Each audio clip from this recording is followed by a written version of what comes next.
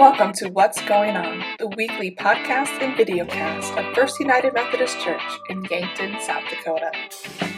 Hi, and welcome to this week's episode of What's Going On. I'm Pastor Katie here at First United Methodist, and I'm glad you could join me for this episode. I want to start off by saying a big thank you. This past week, we wrapped up some of the things that we've been doing this school year here at the church. And I want to say a big thank you to everyone who has been involved in those things. At first, I want to say a big thank you to Diane Kish, who is my confirmation helper, co-leader. This last Sunday, we had our confirmation. We confirmed 5 students here in the church, and it was a wonderful, joyful celebration to get to do that with them. And then they helped to serve communion later in the service. And I just couldn't be more proud of these students and for who they are and who God is molding and creating them to be.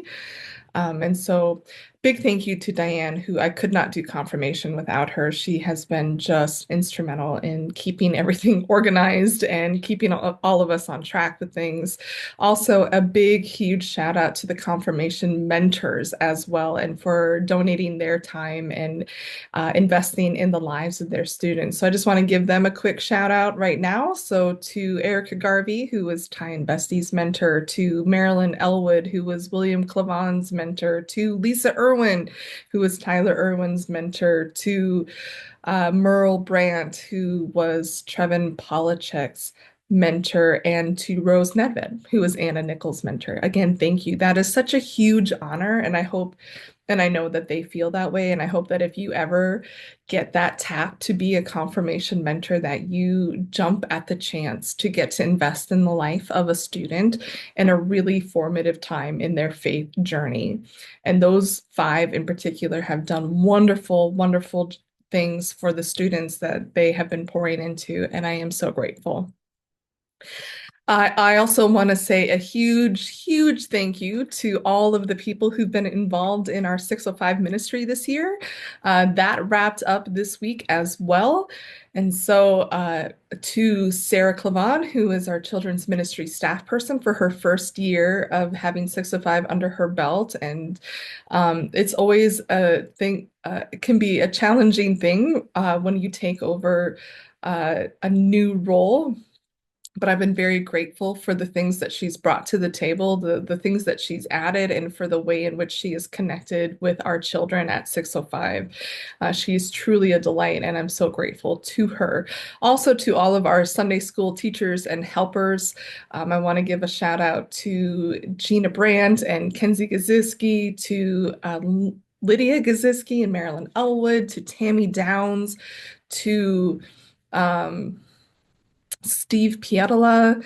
I feel like I'm forgetting people. I think those are the kind of core group, and I know that there's been others helping. I know Carla Hummel has jumped in and been a helper as well. Again, we cannot do what we're doing and invest in the lives of these kids without people in the church giving of themselves, of their time. And so thank you. Without you, we could not have made 605 what it was. And I'm so grateful. I know this year my kids have come home learning so much, and as a pastor, it warms my heart when I get to hear my kids talk about things from the Bible, things about Jesus that I know that they haven't heard it necessarily from me. And sometimes it can be such a gift to have other people pouring into their faith life other than just the pastor or the parents. So huge shout out and thank you. Also to our 605 kitchen crew. This past Wednesday, it was our dear Carol Becker's final night of providing the meals for 605. She is retiring from this role, which I mean, she's been such a staple part of this program and this ministry that it's hard to imagine it without her. But we are so grateful for all the time and energy and effort that she has put in behind the scenes to make a meal happen every week for these kids and adults that come and for the crew that she has with her. So Michael Pietola and Cassandra Hathaway and Jane Gilmore and oh gosh, Karen Miller, I know has been a big part of it. And I know I'm missing people and I apologize if I can't think of your name right now. But I know there's Marilyn Elwood has been part of that and oh, so many more. And if you want to type their names in, that would be great. And I feel bad that I can't think of it off the top of my head, but there's been so many. And again, I'm so grateful because even just spending that little bit of time, Tom Downs, I know, has been doing dishes and um, Rhonda Arns has been one. As I go, maybe they'll all come to me. Um, but I'm so grateful for all of you because all of those things matter. The kids see you there and they see your investment and they know that you care and they know that this is a place that is for them. And I couldn't be more grateful. I couldn't be more proud of the work that we do and for the way that so many of you have invested in the life of our kids. I do know that with Carol's retirement that we are exploring and looking at how we're going to do the meals moving forward. And if you are someone that has some availability on Wednesday nights or some ideas, um, would you please pray and consider what God might be asking of you. Things don't have to look exactly the same as the way that Carol did them. She did such a wonderful job, but Carol is also irreplaceable in some ways. And so we're open to exploring, teams of people doing things, having maybe a partner, having different ways of doing that. And so please don't hesitate because like I can't do what Carol did. I mean, who can? None of us can.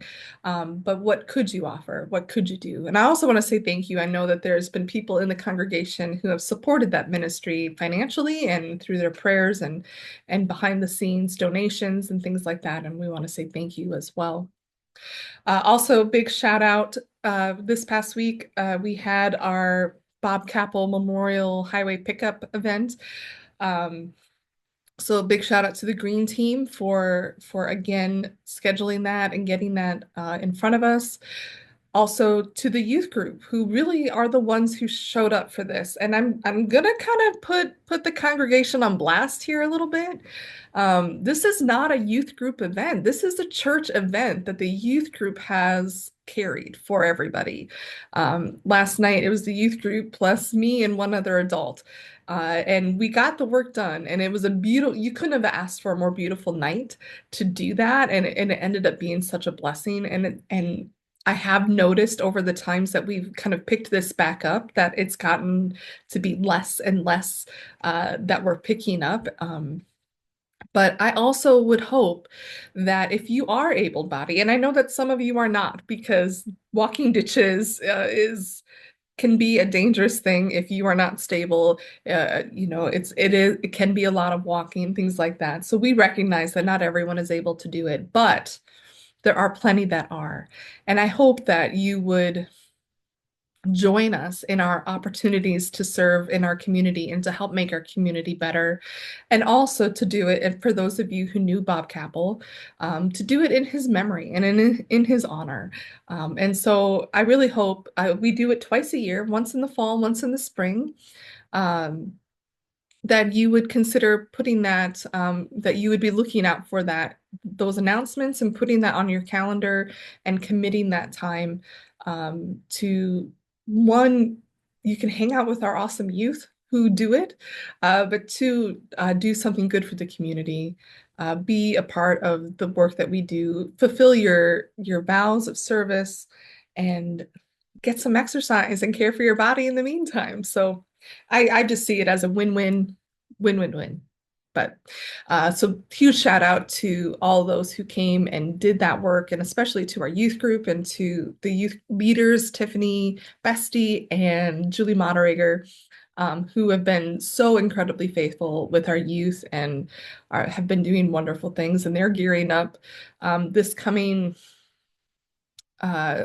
Sunday, we're going to be doing our graduating senior recognition, and we are going to be graduating some of our kind of the backbone of our youth group this year, which is we're so proud of them and so excited for them and the next steps, but also sad for us because they have been such a wonderful part of our church and like I said, just a steady part of youth group and creating the culture of our youth group, which has been very welcoming and warm and open to everybody.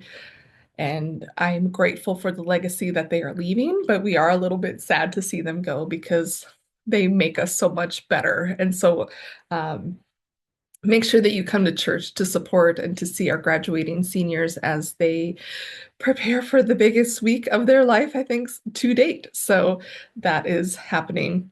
Um, Looking ahead as well, we have, oh, also this week, the United Women in Faith met and had Sarah Brandt do their program, and that was fantastic. And a shout out to Sarah and the work that she's doing. You're actually going to be hearing from Sarah in a couple of weeks as the witness moment. I hope you've been enjoying these witness moments as part of this series and believing into Christ. I believe this Sunday we are having National Park Ranger Tom Downs sharing with us a little bit about the Missouri National Recreational River. You know, that was one of the things I did not realize until moving to Yankton, that there was such a thing as a national recreational river, or that we had national park rangers right here in Yankton. We are so incredibly blessed, and so to have them in our church too, what a gift. And so we're going to be hearing from him, and the next Sunday on the 18th, we'll be hearing from Sarah Branch around connecting cultures. So we've got a lot of interesting, cool things coming up in that way, and I hope that again, that you've been enjoying those. I've also been putting up those witness moments on our Facebook page along with our sermons. And so if you want to go back and hear what people have been talking about in those, you can. Huge shout out as well for our Yankton Healthy Gardeners. They've been working hard this week in getting our garden plots planted. Last Sunday after worship, we went out and had a short service of blessing for those plots and for the produce that we're going to be receiving from those. But I want to say a special thanks to the Elwoods and the Schaefers and to Michael Pietola, I know was out there as well, doing that work of planting and tending the garden, getting everything ready. There's going to be sign-up sheets to help tend the garden this summer down in the I don't know what we called the when you walk in the first stores, this big area outside the office. That's where you're going to find the sign-up sheets for the garden. And so get signed up to help with that. Again, I want you to find something that you can be doing to contribute to the life of the church. Um, I think so often we get caught up on what can the church be doing for me that we forget that we are the church and that we do all of this as an opportunity to do the ministry together. And so the garden is a great way to do that ministry. Doing things like the cleanup are a great way to do that ministry. Also, signing up for things like greeting and ushering. I feel like I'm a broken record and I talk about it a lot, but we always seem to have a need for greeters and ushers and fellowship hosts. And it is one of those things that if you know that you're going to be in church, if you are someone who is in church regularly, it is not a difficult job. It is not hard to do, but we would love to have people do it because especially with the way that our church is structured, for greeters in particular, we need people that when new people come in that can just say, yep, just head right up those stairs to the sanctuary because it's not obvious. And to have someone right away that welcomes and greets makes a huge, huge, huge difference. And it doesn't take a lot of skill to smile and to wave and to say hello. And so we're going to be passing around in this upcoming services those sign-up sheets to have people sign up for those roles. And for the ushering, there's a little bit of training, but we can definitely help you out with that and guide you along the way for that one. But this is something we really need. And again, the church is meant to be us all working together. And so I hope that we can do that. I hope that we can be that kind of church that doesn't wait for someone else to sign up to do something, that doesn't complain about something and then not be the person to be part of the solution. I hope that we all can be part of the solution. And so I'm just putting that little plug in there that there's going to continue to be opportunities for us to be a part of the work that we do here at the church. And I hope that we can all do that together. This coming Sunday is also Mother's Day, which I think is a pretty cool day as a mother and as someone who has a mother. Um, and so I hope that you are not waiting to the last minute and planning some way to celebrate the mothers and the mother figures in your life, um, and and to, bring some joy in that way. Uh, I am, I've always been so grateful for not only my own mother, who is the best, and I'm sorry if you thought your mom was the best, mine is, but for the way that God has always provided plenty of people in my life that have also acted as mother figures for me. We used to joke when I was younger and I would move around from place to place on my own. I went out to Massachusetts. I would go, I went to England. I went to Chicago. I went, even when I started working at different jobs. My mom once commented on how God always seems to provide someone in my life that kind of cares for me like a mother would care for me and is watching out for me, and how it always made her feel a little bit better when she couldn't be the one to be there to make sure I was okay and to offer that support, that God always put those people in my life and in place like that.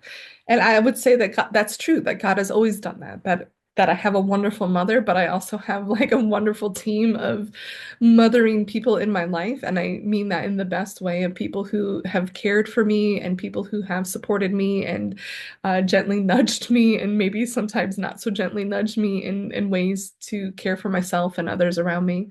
And so I want to celebrate all of them in that way this week, and recognize and honor that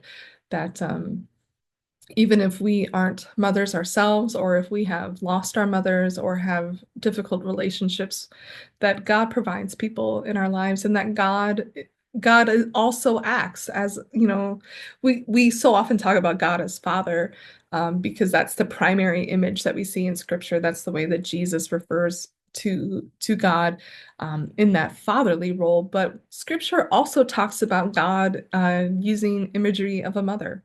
And my favorite comes from the Old Testament, where the description is like a mother hen gathering her chicks under her wing, and that protective, nurturing care that mothers have. That not that fathers can't, but that just comes naturally, usually to a mom.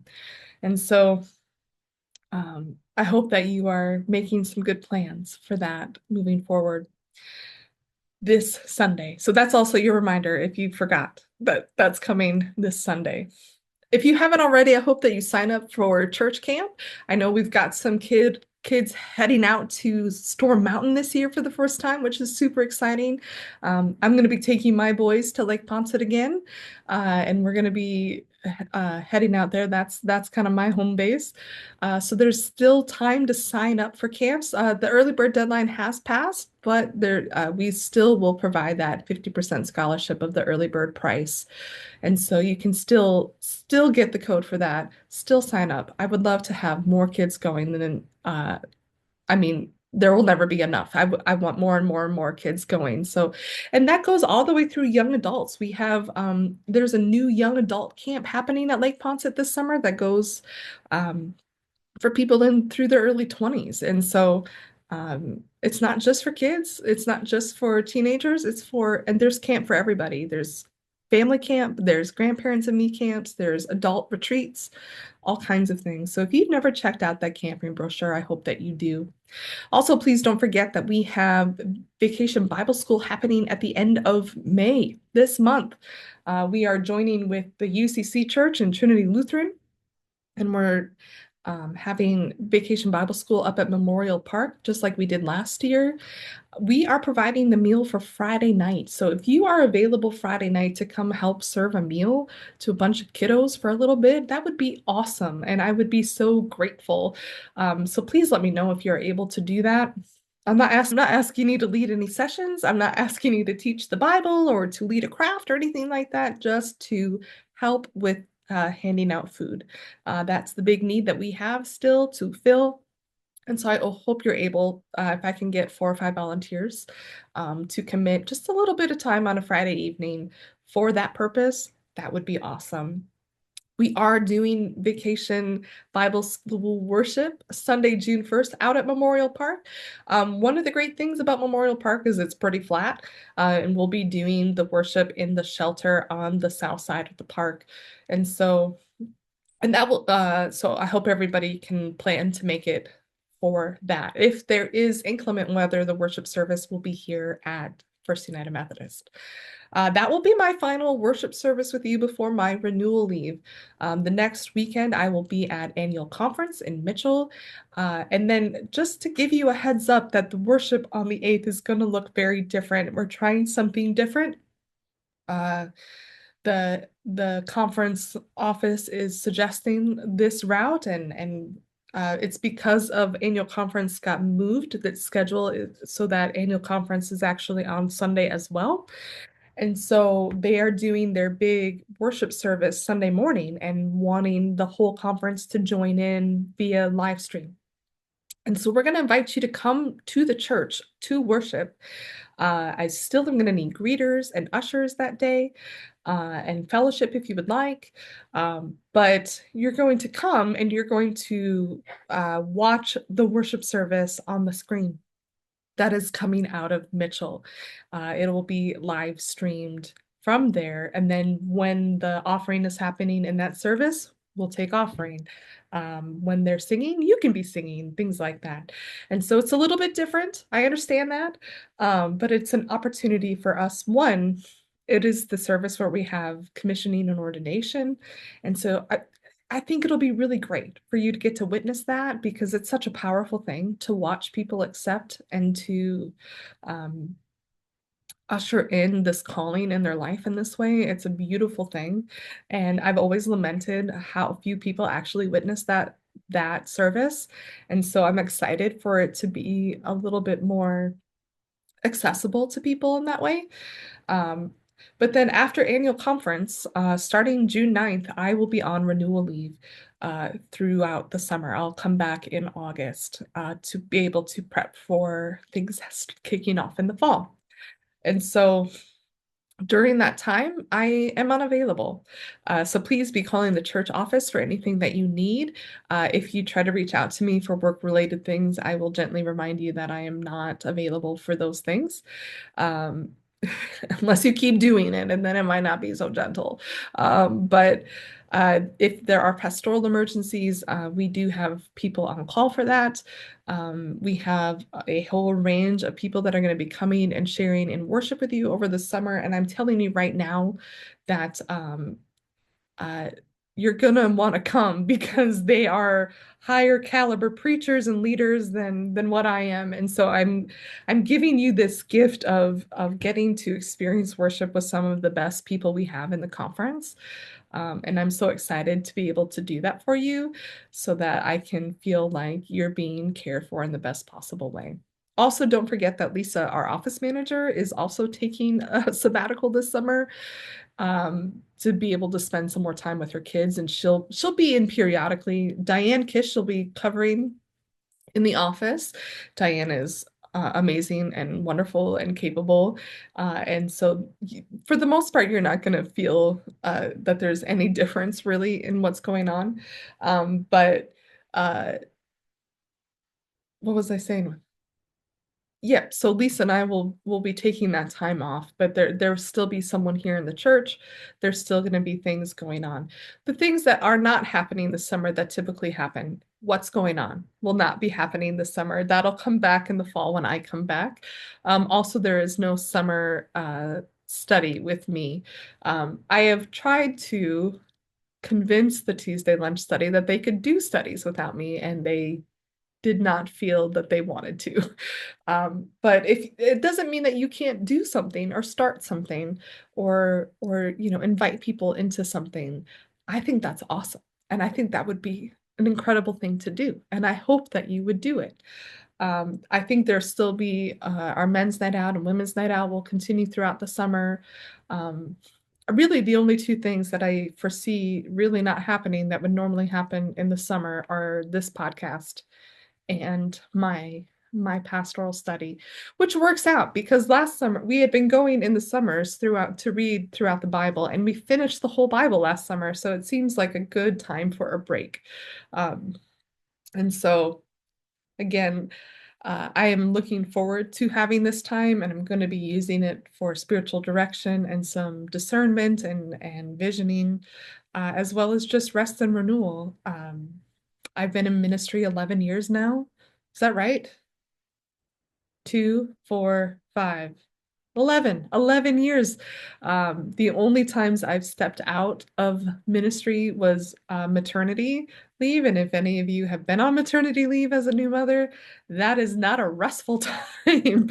It was useful in taking my mind off of church matters, but it was not restful by any means.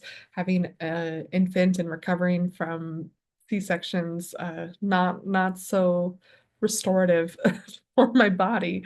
So I am looking forward to to having this time, and I'm grateful to the conference and to this church and the church leadership for their support to make this possible. The conference actually pays for the coverage for me to go, so I will be paid.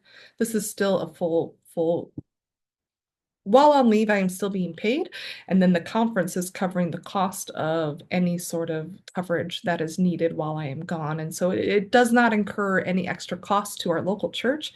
And it's one of the blessings that we have in the conference. And again, um, also having the connections to have such wonderful people come and fill the pulpit for the summer is a blessing of our connectional system. So I'm truly grateful for that. I feel like this is probably enough of hearing me talk. I, again, I am feeling so much gratitude in this May month as we wrap things up. It is a good time of reflection and a good time of celebration of what we have accomplished this year. And again, it's not about what we do, but what God has done through us.